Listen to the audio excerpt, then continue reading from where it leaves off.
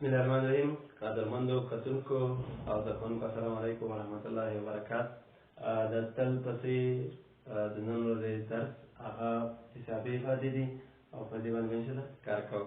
حسابي افادې هغه افادو ته ویل کېږي چې په هغې کې صرف او صرف عددونه ذکر شوي اوسي او کله هم چې موږ غواړو یو حسابي افاده حل کړو نو تر ټولو مهمه خبره دا ده چې لومړی که چېرته حسابي افاده داسې وه چې په هغې کې جمع، منفي، ضرب، تقسیم، طاقت، جذر، قوسونه او متوسط کوچنی ټول پکې موجود اوسي، نو اصول دا دی چې لومړی به قوسونه له منځه وړو. په قوسونو کې لومړی کوچنی قوس له منځه وړو، بیا متوسط او بیا لوی قوس له منځه وړو. چې کله مو قوسونه له منځه یوړل بیا د ده پسې طاقت او جذر دې کې که هر یو مخکې شي کوم پروا نه لري، دا عمل یې پر مخ وړو.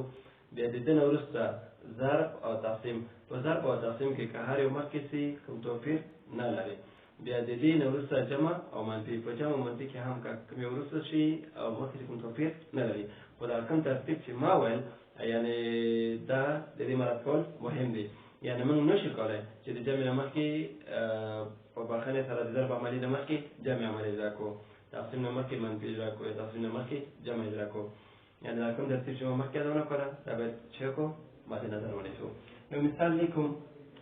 مثال که موږ ته وایي چې 5 جمع 3 په باندې 4 تقسیم 9 منفي 6 ضرب 2.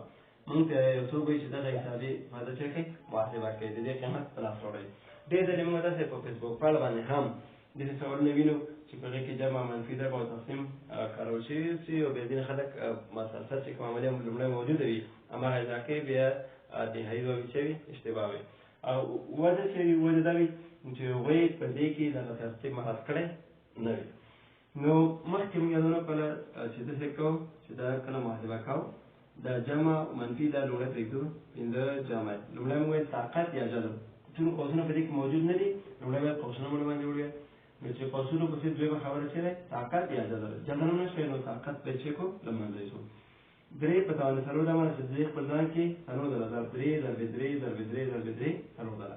نو 3 4 ځله ضرب کو فکر کوم کې یو اتیا تقسیم 9 منفي 6 ضرب 2. تقسیم ضرب دا ټول په خپل حال ولیکل. لومړی طاقت له منځه یوړه، نو دا به مساوي شي 5 جمع.